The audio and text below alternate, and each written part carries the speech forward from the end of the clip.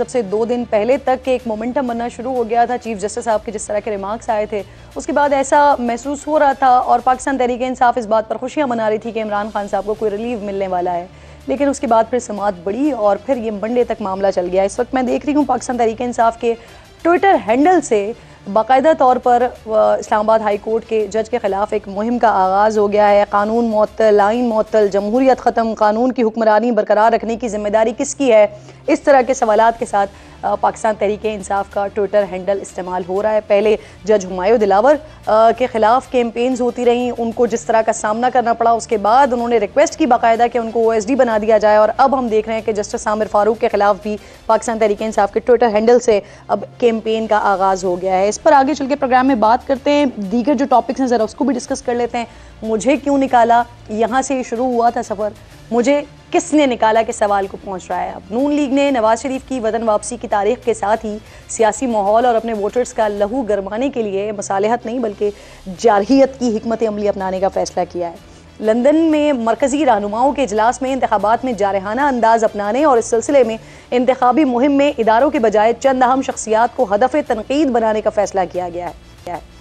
जो लंदन इजलास से बाहर आने वाली खबरें हैं वो ये बता रही हैं कि आइंदा आम इंतखाबात में पार्टी सदर शहबाज शरीफ की मफाहमती पॉलिसी नहीं बल्कि नवाज शरीफ और मरियम नवाज की जारहाना पॉलिसी, उनकी स्ट्रैटेजी पर पार्टी का बयानिया बनाया जाएगा और इस जारहाना इनिंग्स का बराह रास्त निशाना इदारों के बजाय अहम शख्सियात को बनाया जाएगा। मरियम नवाज जो काफ़ी दिनों से खामोश बैठी हुई थी, वालिद की वापसी पर वो रिवायती जारहाना सियासी रंग में नजर आएंगी और इंतखाबी मुहिम में बड़ी अहम शख्सियात की खुफिया ऑडियोज़ और नवाज शरीफ के खिलाफ की गई मुबैना साजिश को बेनकाब करेंगी। वो 2019 में ऑलरेडी नाज़रीन ये इंकशाफ कर चुकी हैं कि उनके पास कुछ ऑडियोज़ और वीडियोज़ मौजूद हैं। अच्छा, अब दूसरी तरफ पीपल्स पार्टी की सेंट्रल एग्जीक्यूटिव कमेटी, इनका इजलास हुआ और उनके इजलास में जो कुछ डिस्कस हुआ वो अंदरूनी कहानी भी सामने आ गई, जो बता रहे हैं कि चेयरमैन PTI की हिमायत पर इजलास में मौला बख्श चानियों ने एतजाज़ अहसन पर तनकीद की। लेकिन इस दौरान सबसे जो दिलचस्प रिएक्शन था वो पाकिस्तान पीपल्स पार्टी के चेयरमैन बिलावल भुट्टो जरदारी साहब का था। ज़राए ऐसा बता रहे हैं कि बिलावल भुट्टो ने मौला बख्श चांडियों की एतजाज़ अहसन पर तनकीद के जवाब में कहा कि जब उन्हें उस पर एतराज़ नहीं है तो फिर मौला बख्श चांडियों साहब ये बात क्यों कर रहे हैं। अच्छा नाज़रीन, सिर्फ यही नहीं है बल्कि खबरें कुछ इस तरह की भी हैं कि एतजाज़ अहसन साहब तो पार्टी की CC इजलास में वीडियो लिंक पर शिरकत करने के ख्वाहिशमंद थे, लेकिन बिलावल भुट्टो जरदारी साहब ने इसरार किया कि आप कराची आएँ, तो उनको उनके इसरार पर कराची आना पड़ा। इसी इजलास में पीपल्स पार्टी की तरफ से 90 रोज में इलेक्शन पर जोर दिया गया और यही मुतालबा आज नून लीग की PDM में इत्तेहादी JUI ने भी कर दिया है। एक और अहम मामला है साइफर की गुमशुदगी का मामला, जिसमें PTI चेयरमैन के गिर्द घेरा हो रहा है तंग। आज FIA टीम ने जेल में इंसाफ के चेयरमैन से तफ्तीश की है और ज़राए ऐसा बता रहे हैं कि साइफर गुम होने से मुतालिक सवालात पर खान साहब ने FIA टीम के सामने साइफर गुम करने का एतराफ़ किया, जो इससे पहले वो एक इंटरव्यू में भी कर चुके हैं। खान साहब के पुराने साथी और नई जमात पाकिस्तान तहरीक इंसाफ पार्लियामेंटेरियंस के सरबराह परवेज़ खटक भी खान साहब से मुतालिक नए इंकशाफात कर रहे हैं। आज सहाफ़ियों से मुलाकात की है परवेज़ खटक साहब ने और इस मुलाकात में उन्होंने दावा किया है कि चेयरमैन PTI फ़ौज के खिलाफ इनकलाब लाना चाहते थे। परवेज़ खटक ने मजीद दावा ये भी किया है कि जनरल बाजवा ने कहा था कि शहबाज शरीफ बाकायदा लिख कर देंगे कि असम्बली तहलील होगी।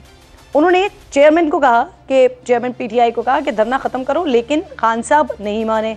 इस तमाम सियासी हलचल में मुल्क किस तरह आगे बढ़ेगा और इन सियासी मसाइल के होते हुए आवाम को सुकून और रिलीफ कैसे मिलेगा, इस पर बात करने के लिए आज मेरे मोअज़्ज़िज़ मेहमानों में मुझे पाकिस्तान मुस्लिम लीग नून की सीनियर रहनुमा अज़मा बुखारी साहिबा ज्वाइन कर रही हैं। इसके साथ साथ सीनियर एनालिस्ट हैं, एंकर पर्सन है सना बुचरा साहिबा मेरे साथ मौजूद हैं। सीनियर एनालिस्ट आमिर ज़िया साहब मेरे साथ मौजूद हैं। आप तीनों मेहमानों की मैं शुक्रगुजार हूँ। अज़मा साहिबा, आपसे मैं बात का आगाज़ करना चाह रही हूँ। जो ऑडियोज़ एंड वीडियोज़ की बात हो रही है, तस्करा हो रहा है, अब ऐसा महसूस हो रहा है कि आप लोगों की जो आगे की स्ट्रैटेजी है वो अब मज़ाहमत की पॉलिसी पर आप लोग अमल करेंगे। तो ये ऑडियो वीडियोज़ किन लोगों की सामने आने वाली हैं, क्या है इसमें, कब की ये ऑडियोज़ एंड वीडियोज़ हैं? ये उस वक्त की जिस वक्त नवाज शरीफ साहब को इक़्तिदार से निकाला गया, ये उस वक्त का सारा मामला है जो कि अब मंजर आम पर लाया जाएगा? बहुत शुक्रिया किरण। देखिए, पहली तो बात यह है कि आपकी मीडिया की खबर है कि ऐसा कुछ जो है वो सामने लाया जाएगा और पता नहीं क्या पॉलिसी होगी। अभी तो पहली पॉलिसी ये है कि मियां साहब के वतन वापस आने का अल्हम्दुलिल्लाह ऐलान हो गया है और जो है वो सबको इंतजार था और आप लोग हमें जो है रोज पकड़ के पूछते थे कि आ नहीं रहे हैं, वो वतन क्यों नहीं वापस आ रहे हैं। सो अल्हम्दुलिल्लाह एक तो टेंशन खत्म हुई कि वो वतन आ रहे हैं। दूसरी बात यह है कि आपने जो है वो हमेशा आप कहती हैं मरीम नवाज खामोश बैठी है, मुझे हैरत होती है कि वो आपको कहाँ खामोश लग रही है। हमारे ऊपर तो एतराज ये है कि मरीम साहिबा बोलती बहुत ज्यादा है, और जितनी भी इमरान खान की जो पेशी से मुतल्लिक मामलात थे उसके ऊपर जितने जो है वो तल्ख हकायक का जिक्र मरीम नवाज साहब ने अपने ट्विटर के साथ किया, और डेली उनकी ऑर्गेनाइजेशनल मीटिंग हमारी पार्टी की जो है वो हो रही है। मरीम नवाज साहब बिल्कुल ना खामोश है ना फारिग कर बैठी हैं, वो अपना काम कर रही हैं एज ए चीफ ऑर्गेनाइजर जिनको दिया गया है। अब आ जाते हैं ये ऑडियो वीडियो के ऊपर। मुझे नहीं मालूम कि ये जो है ये सामने आएंगी नहीं आएंगी, लेकिन मैं जाती तौर पर समझती हूँ कि जरूर सामने आनी चाहिए। खास तौर पर वो तमाम चीजें किसकी हैं ये, आपने सुनी हुई है, आपने देखी हुई है? जी नहीं, मुझे नहीं मालूम, लेकिन मैं बात पूरी करूं अगर कि मैं समझती हूँ कि मियां नवाज शरीफ साहब को जो एक प्रोजेक्ट इमरान खान को लॉन्च करने के लिए जिस तरह से उनको पनामा में से अकामा निकाल कर, फिर ब्लैक्स लॉ की डिक्शनरी में से एसेट की डेफिनेशन लेकर, फिर जो है वो मॉनिटरिंग जज लगाकर, फिर उसके अंदर अरशद मलिक को ब्लैकमेल करके उनसे फैसला लेने, ये तमाम जो चीजें हैं इसमें बहुत सारे हकायक सामने आ गए। लेकिन अभी बहुत सारे हकायक ऐसे हैं जिनको सामने आना चाहिए, वो पाकिस्तान की अवाम की प्रॉपर्टी हैं। उनको जो है इससे बेहतर टाइम नहीं हो सकता कि जो आज पाकिस्तान के हालात हैं वो बहुत ज्यादा रिलेट करते हैं इससे। अगर 2016 में ये साजिश ना हुई होती पनामा वाली, तो आज पाकिस्तान के ये हालात मुआशी तौर पर भी ना होते। 2016 में पाकिस्तान को जहां नवाज शरीफ साहब ने छोड़ा था इस पनामा की स्टोरी से पहले, उस वक्त 3% महंगाई थी, 6% जीडीपी था। हम अपना जो है वो कर चुके थे, IMF का प्रोग्राम खुदाफिज कर चुके थी। पाकिस्तान मुस्लिम लीग की हुकूमत, वाहिद हुकूमत जिसने IMF का प्रोग्राम कंप्लीट कर दिया था। जो कुछ आप लोगों के साथ 2016 में हुआ, ठीक है, उसका इम्पैक्ट तो है, लेकिन ये पिछले 16 महीने भी तो आप ही लोगों की हुकूमत थी ना?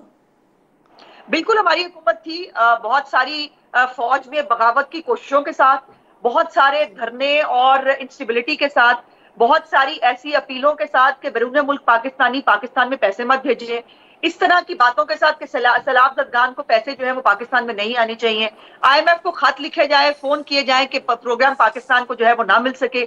ये इन तमाम अफरा तफरी और इन तमाम मामलात के अंदर हमारी 16 महीने की हुकूमत थी।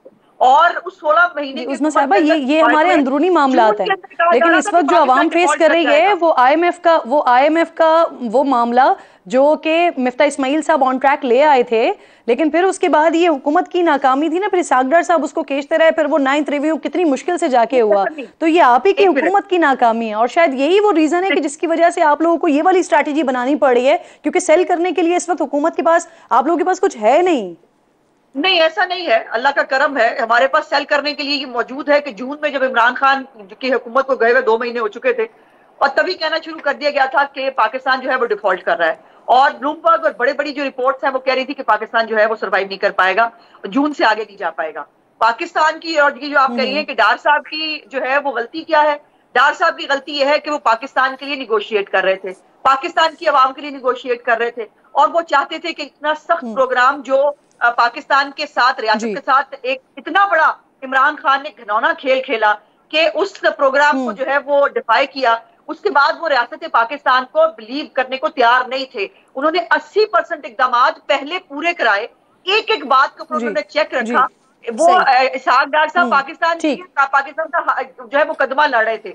अगर इसको आप गलती समझती हैं, और इसहाक डार साहब ने जून की दिसंबर की अदायगियां की हैं, इस जून की जाने से पहले भी अदायगियां करके गए, जो बैरूनी अदायगियां थी जो हमने नहीं लिए हुए थे, जो इनके लिए हुए पैसे थे, जिसके ऊपर सूद और ये सब इकट्ठा करके जो है वो हमें हमारे बच्चे मार के ये तो आप तस्लीम करें ना उस्मा साहिबा, ये तो तस्लीम करें ना, इसहाक डार साहब नहीं कर सके थे मुआहदा, इसी वजह से तो फिर शहबाज साहब को इसमें इंटरवीन करना पड़ा था, उन्होंने सारे मामला फाइनलाइज किए थे, और फिर उसके बाद हम ये IMF के प्रोग्राम में गए थे।